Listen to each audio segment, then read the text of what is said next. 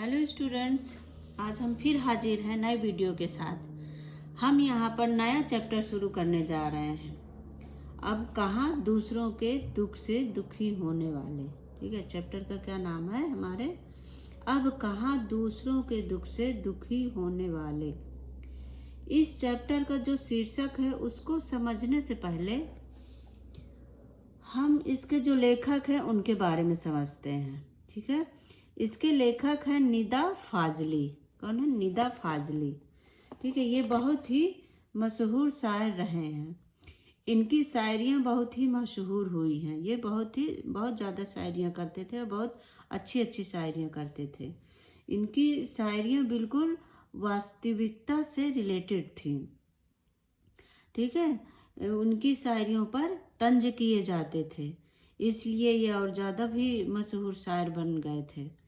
ठीक है, तो यहाँ पर जो हमने जो नया चैप्टर करने जा रहे हैं, उस चैप्टर में इन्होंने क्या लिखा है ये देखिए। कुछ ऐसे ही तंज आज के माहौल पर किए गए इन्होंने कि इनका जन्म कब हुआ था? 1938। तो उसी के आसपास की इसमें इन्होंने कहानी बताई है। ठीक है, जैसा कि इन्होंने देखा और महसूस किया है।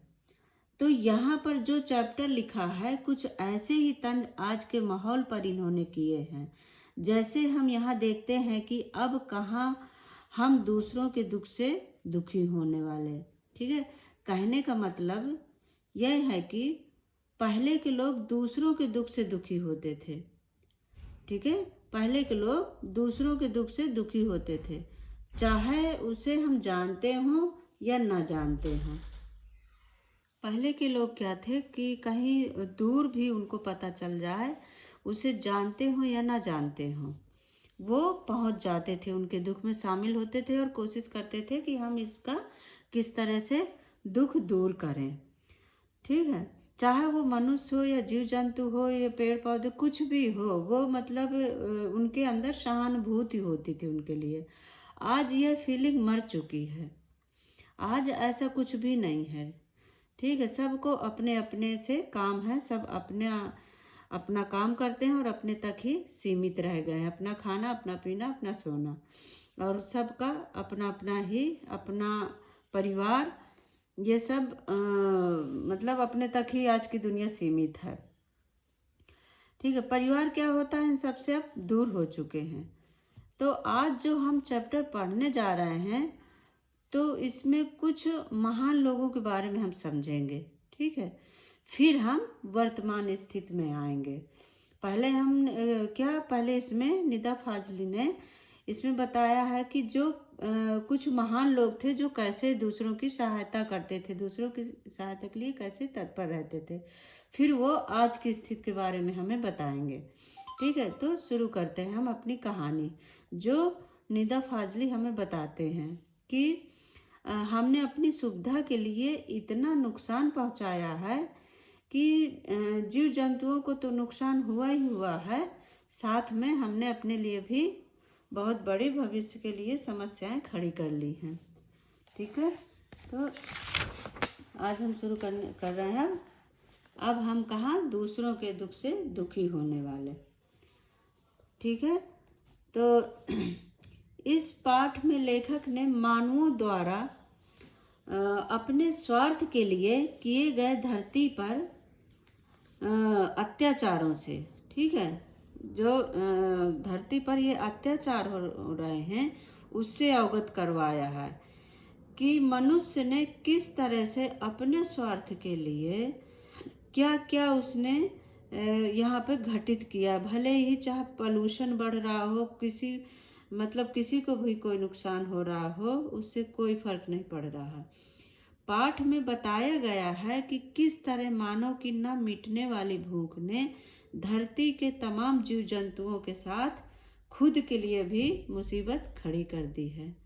ठीक है, ईसा से 1025 वर्ष पहले की बात है। ठीक है, 1025 वर्ष पहले एक बादशाह थे जिनका नाम बाइबिल बाइबिल के अनुसार सोलोमन था। ठीक है, बाइबिल में उनका नाम सोलोमन बताया गया है और उन्हीं का नाम कुरान में सुलेमान बताया गया है। ठीक है, क्या बाइबिल में सोलोमन और कुरान में सुलेमान। वह सिर्फ मानव जात के ही राजा नहीं थे, बल्कि सभी छोटे बड़े पशु पक्षी के भी राजा थे। वे सिर्फ वो मानव जात की ही रक्षा नहीं करते थे, उन्हीं की भलाई के बारे में नहीं वो सोचते थे, वो छोटे बड़े सभी पशु पक्षियों के भी भलाई के लिए सोचते थे। उनके भी वो राजा थे, उनकी भी वो उतनी ही सुरक्षा करते थे। वह इन सब की भाषा जानते थे। ठीक है, भाषा जानने का मतलब ये नहीं कि वो भी जिस तरह से बोल रहे हैं ये भी बोल रहे हैं, नहीं, प्यार की भाषा, वो कैसे भी बोलते हो पर ये प्यार से उनको अपने में ढाल लेते थे।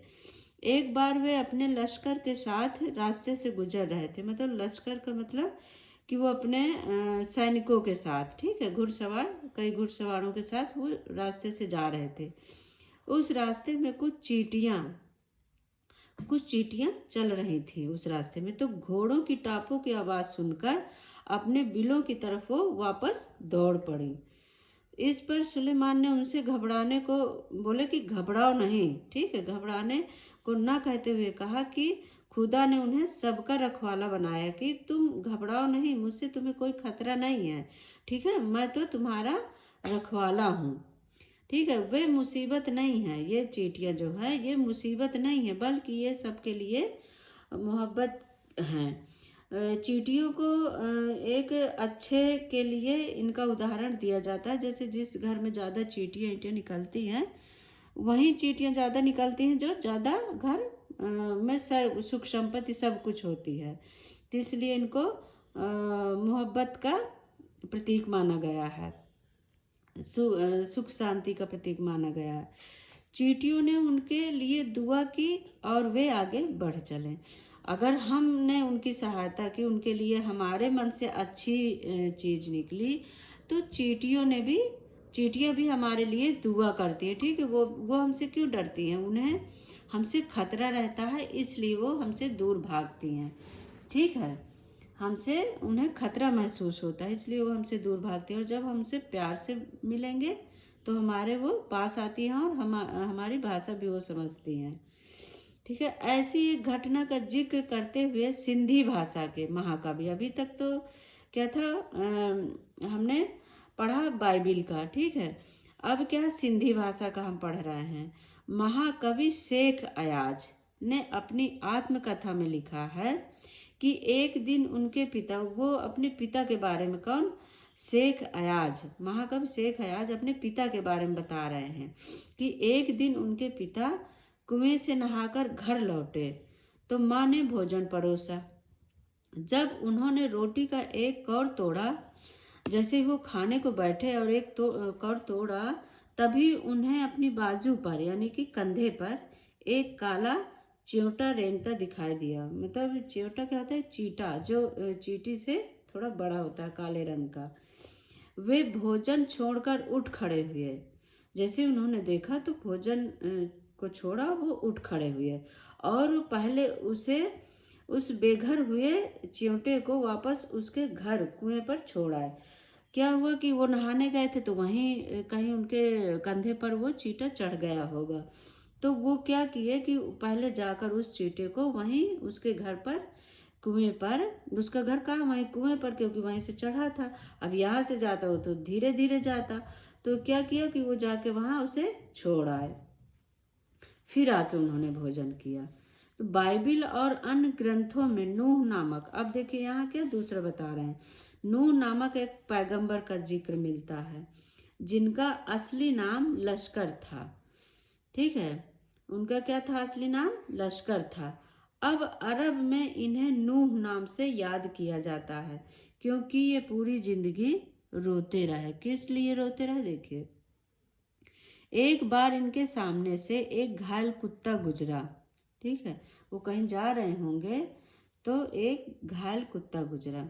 चूंकि इस्लाम में कुत्ते को गंदा माना जाता है, ये लोग कुत्ता नहीं पसंद करते हैं, इसलिए इन्होंने उसे गंदे कुत्ते दूर हो जा कहा। इस तरह से उसको दुत्कार दिया। कुत्ते ने उसे दुत्कार को सुनकर जवाब दिया। क्या कुत्ता जवाब देता है कि ना मैं अपनी मर्जी से कुत्ता बना हूँ और ना तुम अपनी पसंद से इंसान बने हो। कि मतलब ना तो मैं अपनी पसंद से कुत्ता बनकर आया हूँ और ना तुम अपनी पसंद से इंसान बने हो। बनाने वाला कौन है? सबका एक ही है। ठीक है, तो बोला कि बनाने वाला सबका एक ही है। इन बातों को सुनकर वे दुखी हो गए और सारी उम्र रोते रहे। उनको बहुत ज़्यादा दुख हुआ कि ऐसा मैंने बोला, और वो सारी उम्र इस चीज़ को लेकर दुखी रहे, रोते रहे। महाभारत में भी एक कुत्ते ने युधिष्ठिर के का अंत तक साथ दिया था। ठीक है, जब महाभारत का युद्ध हुआ था तो युधिष्ठिर का अंत तक साथ दिया था। भले ही संसार की रचना की अलग अलग कहानियां हो, परंतु इतना तय है कि धरती किसी एक की नहीं है। क्या कह रहे हैं कि देखो, कुत्ता जो है बहुत ही एक प्रभावशाली और ऐसा होता है कि इंसान को वफादार होता है। ठीक है, तो जब ये युद्ध हुआ था, आपने पढ़ा होगा शायद, कि युधिष्ठिर के साथ अंत तक वो रहा था। ठीक है, आगे क्या लिख रहे हैं कि भले ही संसार की रचना अलग अलग कहानी, भले ही इस संसार की रचना में अलग अलग कहानियाँ आती हों, अलग अलग तरह के लोग आते हों, लेकिन ये धरती सबकी है। चाहे वो छोटा सा जीव जंतु हो या हम इंसान हो या पेड़ पौधे हो, कोई भी हो, ये सबकी धरती है। सभी जीव जंतुओं, पशु, नदी, पहाड़, सबका इन पर समान अधिकार है। मानो इस बात को नहीं समझता। हम लोग क्या सोचते हैं कि नहीं, हम ही हैं। ठीक है, पहले उसने संसार जैसे परिवार को तोड़ा, फिर खुद टुकड़ों में बंटकर एक दूसरे से दूर हो चुका। पहले तो उसने संसार को अलग अलग खंडों में विभाजित कर दिया, अलग अलग राज्यों में, देशों में तोड़ दिया, फिर क्या, खुद टुकड़ों में बंटकर एक दूसरे से अब दूर हो चुके हैं। क्या था, पहले के लोग मिलजुल कर बड़े बड़े दलानों आंगनों में रहते थे। पहले हमारा संयुक्त परिवार होता था, सब साथ में रहते थे, खाते पीते थे और एक दूसरे की जरूरतें पूरी करते थे। अब छोटे छोटे डिब्बे जैसे घरों में सिमटने लगे हैं, क्योंकि अब एक ही परिवार रहता है। तो एक परिवार में क्या, जितनी जगह अब सबका बंटवारा हुआ, अलग अलग हुए, तो छोटा छोटा घर मिला, उतने ही छोटे छोटे घरों में वो सीमित हो गए हैं। बढ़ती हुई आबादी के कारण समंदर को पीछे सरकाना पड़ रहा है कि अब जितनी ही आबादी बढ़ रही है तो उतना ही क्या हो रहा है, पेड़ पौधे कट रहे हैं।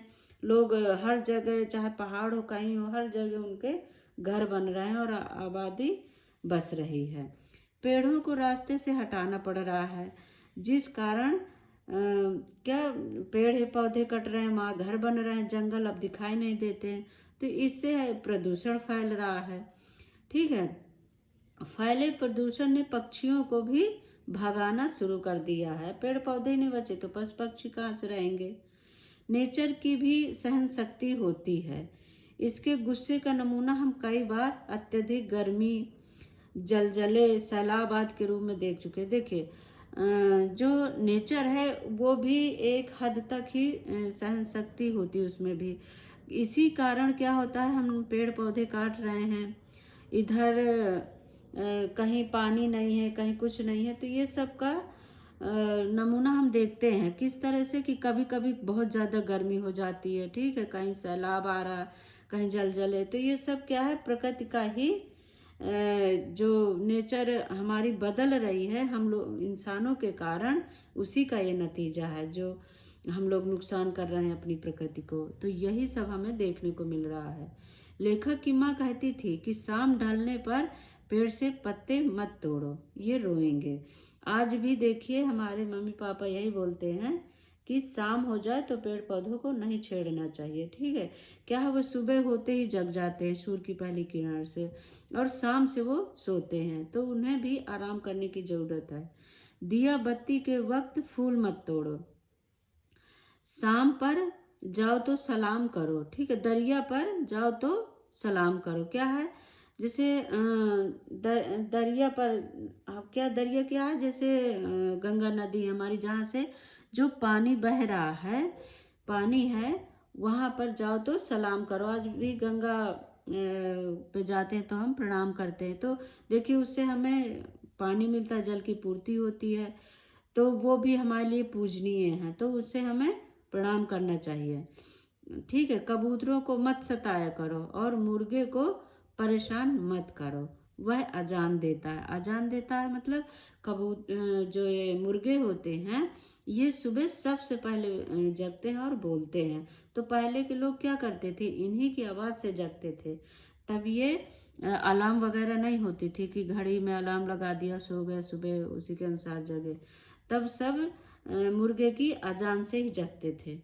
लेखक बताते हैं उनका ग्वालियर में मकान था। लेखक अब बता रहे हैं अपने बारे में कि हमारा ग्वालियर में मकान था।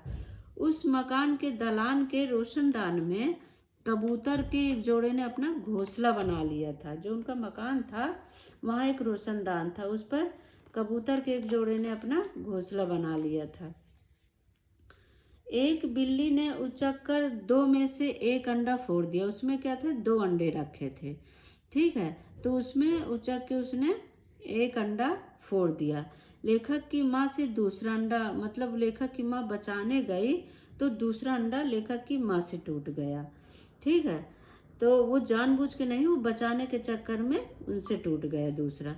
इसकी माफ़ी के लिए उन्होंने दिन भर कुछ नहीं खाया और नमाज अदा करती रही। उनको इतना दुख हुआ इस चीज़ से कि मतलब अब कबूतर आएंगे, अपने बच्चे नहीं पाएंगे, उनके बच्चे हैं और दोनों नहीं हैं, तो इसलिए वो बहुत दुखी हुई और दिन भर नमाज अदा करती रहीं।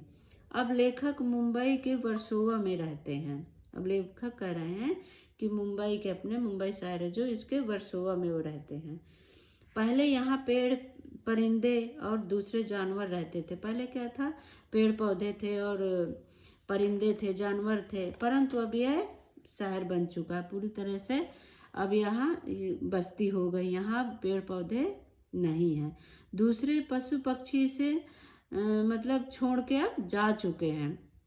अब क्योंकि पेड़ पौधे नहीं तो पशु पक्षी कहाँ रहेंगे, तो वो भी अब जा चुके हैं। जो नहीं गए हैं वे इधर उधर डेरा डाले रहते हैं। किसी के घर में, फ्लैट में, इस तरह से कुछ छोटी मोटी चीज़ें दिख गई, वहीं पे अपना रहने लगते हैं। लेखक के फ्लैट में भी 2 कबूतरों ने एक मचान पर अपना घोंसला बनाया था। बच्चे अभी छोटे थे, उनके बच्चे अभी छोटे थे। ठीक है, तो खिलाने पिलाने की जिम्मेदारी क्या थी, बड़े कबूतरों पर थी। तो वो दिन भर आते और उन बच्चों को दाना और भोजन जो भी था वो खिला के फिर जाते। तो दिन भर आते जाते रहते थे, तो उससे क्या हुआ, उनको परेशानी होने लगी। ठीक है, वे दिन भर आते जाते रहते थे। लेखक और उनकी पत्नी को इससे परेशानी होती थी, इसलिए उन्होंने जाली लगाकर उन्हें बाहर कर दिया। मतलब आजकल वो जाली आती नहीं, वो जाली लगा दिया कि अब ये कबूतर अंदर नहीं आ पाएंगे, तो वो बाहर ही बैठे रह गए। अब दोनों कबूतर खिड़की के बाहर बैठे हैं। ठीक है, खिड़की के बाहर बैठे उदास रहते हैं, परंतु अब ना सुलेमान है ना लेखक की माँ, जिन्हें इनकी फिक्र हो। क्या था, अब के लोग क्या है, अपनी सुविधा देख लिया, जाली लगा दिया, और अपने बारे में भी कह रहे हैं, लेखक की माँ ने जाली लगा दिया। अब वो दोनों खिड़की के बाहर उदास बैठे हैं, क्योंकि अब ना सुलेमान है कि जैसे सुलेमान हो उनकी रक्षा करने के लिए, ना लेखक की माँ की एक अंडा फूट गया था, तो वो दिन भर नमाज अदा करती रही थी और रोती रही थी। तो यही इस पाठ में बताया गया है कि पहले के लोग किस तरह से दूसरों की सहायता के लिए तत्पर रहते थे, दूसरों के दुख से दुखी होते थे, सब एक दूसरे के लिए सहायता के लिए तैयार खड़े रहते थे। आज ऐसा कुछ नहीं है, सबको अपने से मतलब है और अपना अपना है। तो यही इसमें बताया है लेखक ने। तो आई होप आप लोगों को समझ में आया होगा कि निदा फाजली जी ने हमें क्या बताने की कोशिश किया, क्या समझाने की कोशिश किया, हमने क्या इस पाठ से सीखा। और ठीक है बच्चों, तो आप समझें और जो ना समझ में आए तो आप कमेंट करके पूछें। थैंक यू बच्चों, बाय बाय।